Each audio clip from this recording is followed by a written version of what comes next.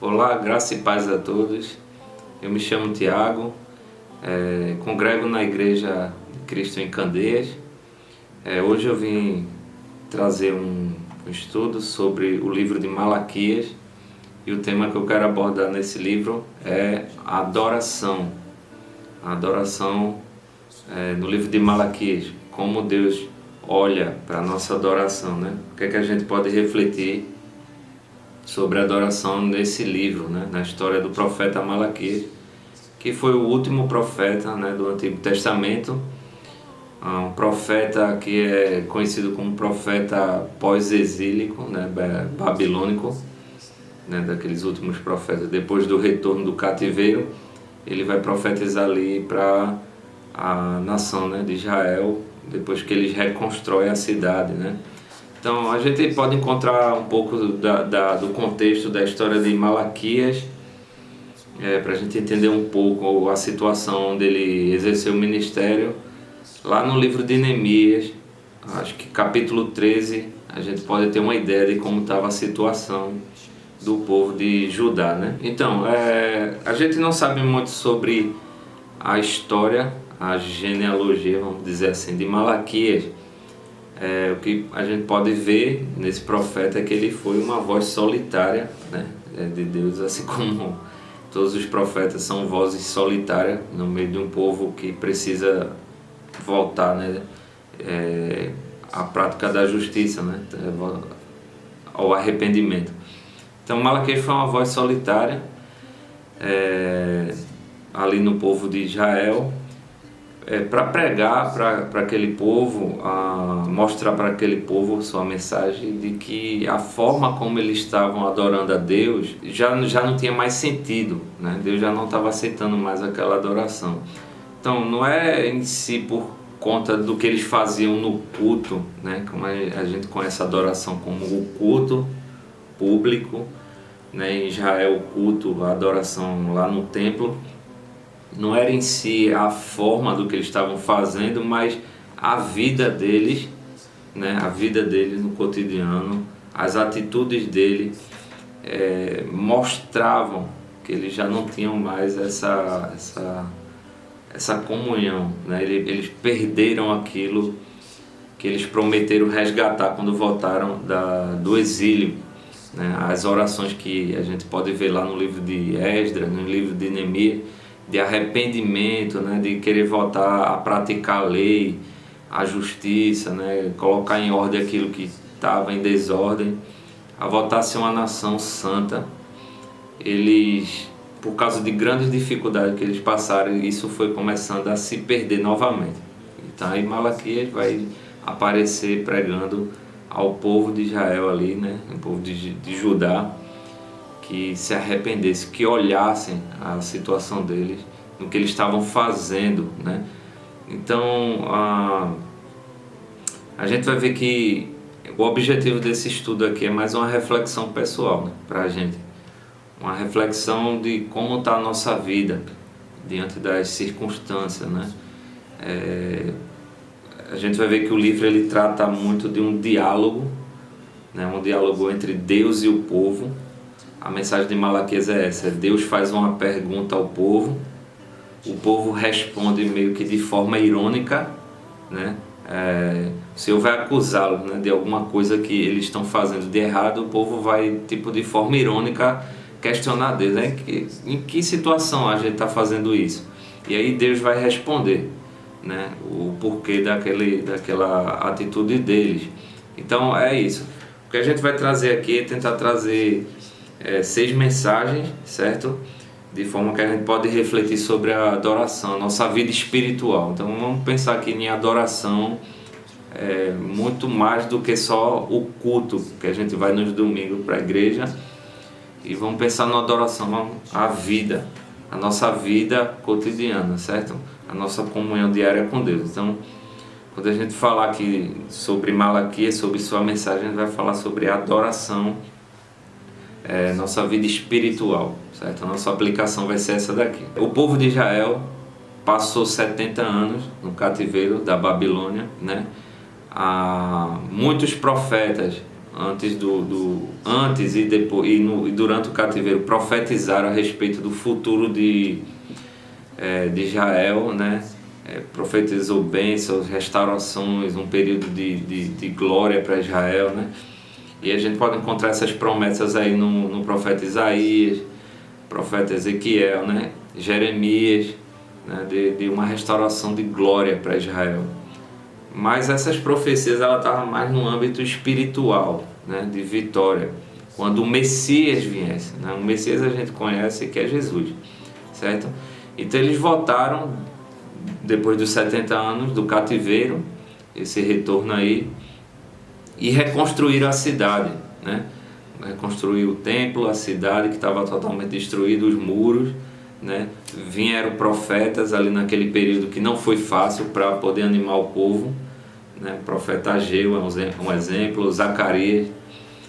E quando eles terminam a reconstrução do templo, né? Dos muros da cidade em si, eles começam a uma decadência espiritual novamente, né? Aquilo que eles haviam prometido em permanecer fiel, né? Lembrando que eles sofreram esse castigo, esse cativeiro antes porque estavam cometendo coisas, né, abomináveis a Deus, aos olhos de Deus. E quando eles voltaram para reconstruir a cidade, eles fizeram um pacto, né? Eles oraram para Deus pedindo perdão e fizeram um compromisso de manter uma vida íntegra, né, diante de Deus. Só que coisas foram acontecendo, dificuldades, né, muitas coisas acontecendo na vida ali, que foi fazendo que eles esfriassem nessa comunhão com Deus, né? E eles passaram a viver uma adoração formal, né, formalista, mecânica. Vamos fazer a nossa tarefa religiosa que a gente precisa fazer, voltamos para o nosso dia a dia e a gente vive do jeito que quer. Mais ou menos isso aí, certo? Então Deus vai olhar assim e dizer, olha, para qual o sentido de vocês estar indo ao templo prestar culto quando a vida de vocês está totalmente bagunçada, né? Então, o que é que os judeus esperavam quando eles voltassem, tivessem voltado do cativeiro, né? Eles esperavam um período de paz, né? de glória para Israel, aquela glória que um dia Israel teve nos dias do reinado de Davi e Salomão, né? Onde eles eram uma nação livre, né? Dos inimigos, livre das opressões, né? Então, passou-se quase 100 anos desde que eles voltaram do retorno da Babilônia, reconstruíram a cidade, e essas promessas feitas pelos profetas não estavam aparentemente se cumprindo. E eles começaram a questionar, né? Cadê as promessas que Deus fez a gente e não se cumpre, né? Será que Deus esqueceu da gente novamente, né? Então, algumas dificuldades que a gente vai ver aqui, encontrar, né, no contexto de Malaquias é o seguinte, né? Dificuldades ou circunstâncias desfavoráveis que levaram o povo a um esfriamento espiritual, vamos dizer assim, eles esperavam esse período de paz que seria trazido junto com a vinda do Messias, lembrando que no pensamento deles o Messias seria um rei, alguém que viria parecido com Davi, né? Aquele rei que ia lutar pelo povo, trazer aquela glória ao povo, né? Livrar o povo das opressões inimigas, né? E nada do Messias aparecer. Então aquele período de paz parecia que ainda não estava nem perto de se cumprir. Outra coisa que eles estavam passando era uma opressão inimiga, né? Cercados de inimigos aos seus redores. Israel pagava grandes impostos, né? A nação que era, vamos dizer assim, que reinava mundialmente, que era o Império Persa na época. Então eles estavam sob o domínio do Império Persa e passando por essas dificuldades econômicas, financeiras, né? Pagando pesados impostos. E isso também juntou para que essa situação deles se agravasse, né? O desânimo viesse. né? A outra coisa importante que levou o povo a desanimar é a questão do templo. O templo de Salomão, antes da destruição, né, do cativeiro, era um templo muito grande, glorioso, né, majestoso.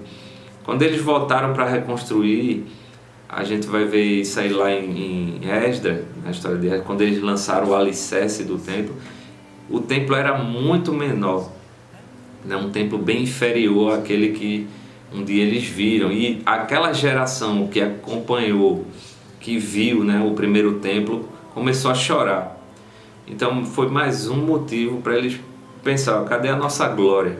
O templo era a glória de Israel. Quando eles olharam aquele templo inferior, ele disse, cadê a glória prometida pelos profetas? Não tem mais glória nenhuma, né? Está em opressão, dificuldade financeira, pagando pesado imposto, cercado de inimigo, a gente não tem paz, né? Então a situação não está favorável, não tá boa. O Senhor esqueceu da gente de novo. Então toda essa situação levou o povo a algumas atitudes, né? Então algumas atitudes que a gente encontra no livro de Malaquias começaram a desanimar com as coisas do Senhor, né? Desanimar. Eles começaram a buscar seus próprios interesses, né? Já que eles não estavam mais 100% dedicados às coisas de Deus, eles começaram a buscar, cada um buscar seus próprios interesses, né? Os líderes religiosos da época, né, os sacerdotes, que eram responsáveis para direcionar o povo, né, nas escrituras, na palavra, né, ensinar, instruir o povo, eles já estavam começando a se tornar um povo irreverente, né? Não ligava mais para a santidade de Deus, não tinha mais reverência ou temor, né? Estavam aceitando certas coisas durante o culto, a adoração, né? A gente vai ver que muitos traziam animais defeituosos para o sacrifício e isso passava, né? Uma das funções do sacerdote era justamente analisar o animal para ver se ele estava de acordo com o que a lei pedia, né? A pureza do animal, sem nenhum defeito, e estava passando qualquer coisa, certo? Então eles estavam fazendo o culto de qualquer forma, né?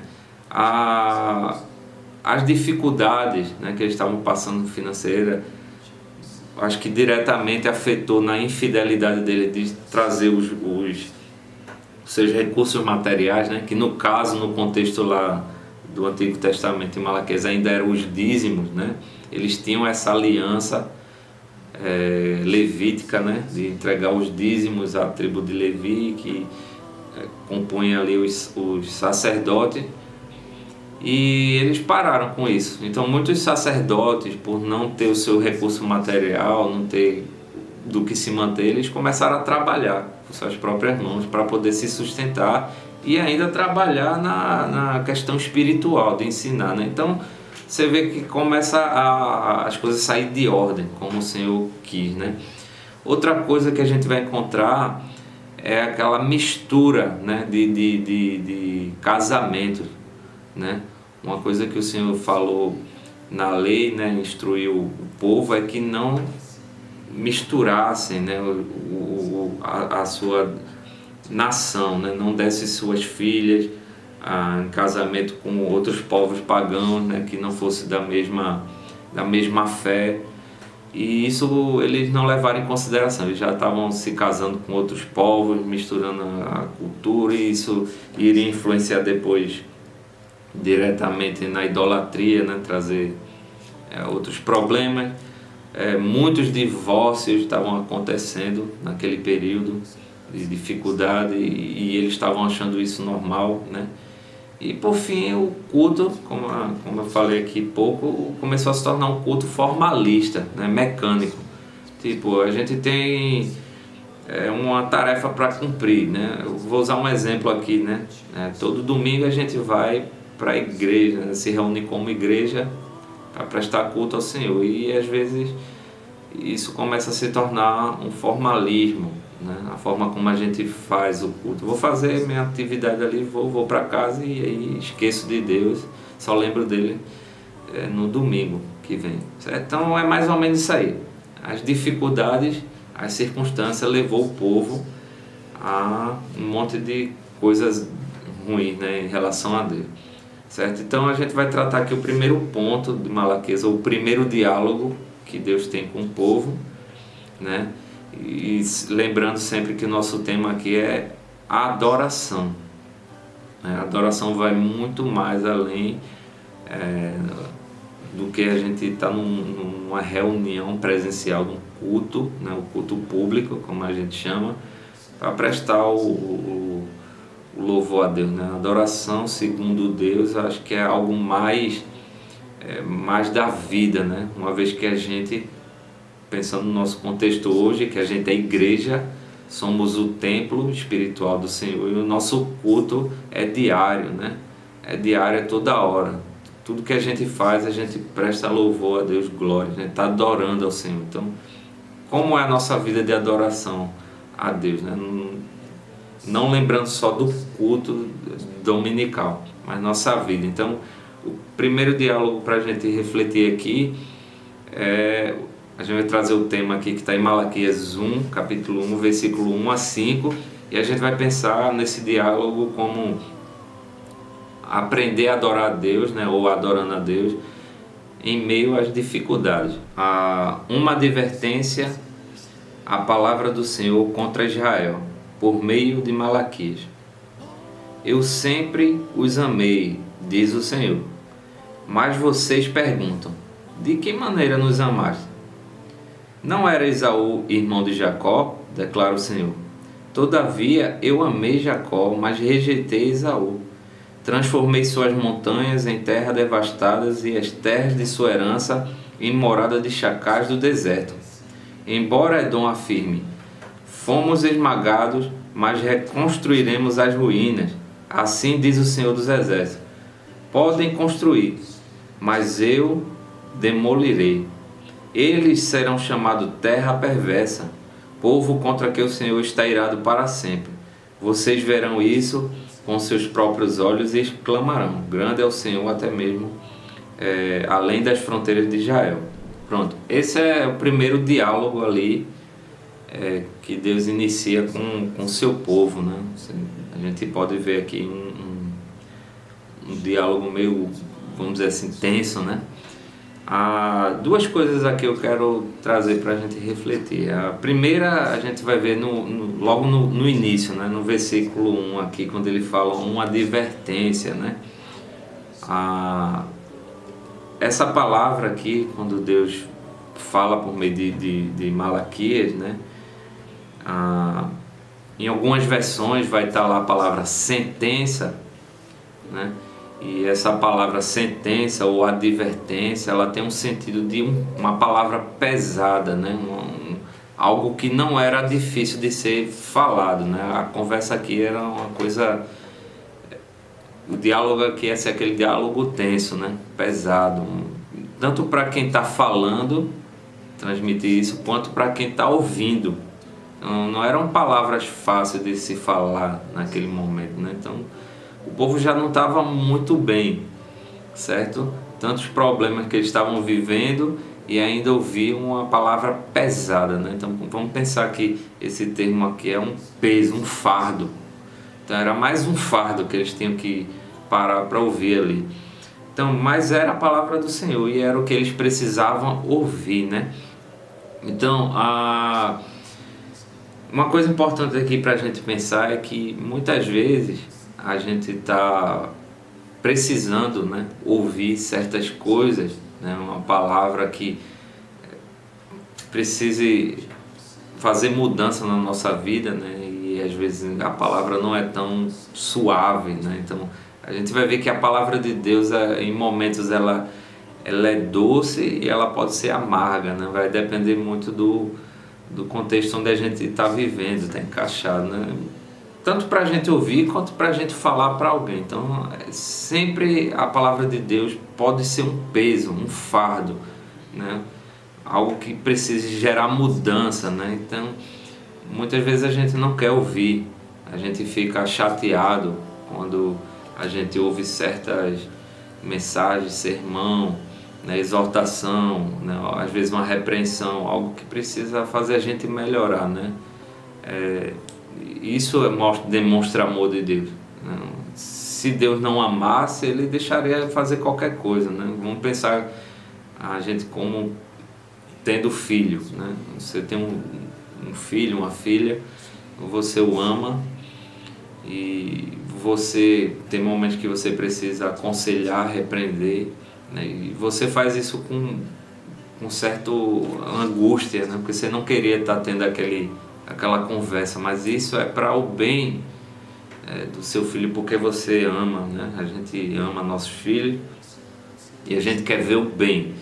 Então essa palavra que a gente tem nesse diálogo com os nossos filhos, muitas vezes é um peso para falar. A gente não quer falar, não quer ver o filho triste, né? Então, e muito mais pesado para eles ouvirem, né? Que ficam chateados, né? Então, quando uma criancinha chora, fica entristecido. Então, é mais ou menos isso aí, né? Um pai, Deus, o pai, falando com seus filhos aqui, os filhos mal criados, né?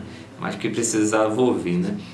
É interessante que na nossa geração hoje, muito do que se prega da palavra de Deus para as pessoas é só coisas agradáveis, né? Hoje, na nossa geração, a palavra de Deus deixou de ter aquele peso, né? Ela só se tornou palavra de bênção, de prosperidade. Então, muita gente, né? Muito daquele do povo de Deus tem cometido certas coisas, não tem uma mudança espiritual, um crescimento, justamente por isso, porque deixam de ouvir, ou aqueles que precisam transmitir não transmitem a palavra como tem que ser transmitida, certo? Mas isso não é uma coisa atual da nossa época, isso aconteceu em muitos contextos da Bíblia, né? Eu quero trazer um texto aqui que é Paulo escrevendo a Timóteo, né? E a gente vê que isso é muito comum, né? A questão de como transmitir a palavra de Deus, né? Está em 2 Timóteo capítulo 4, versículo 3 e 4.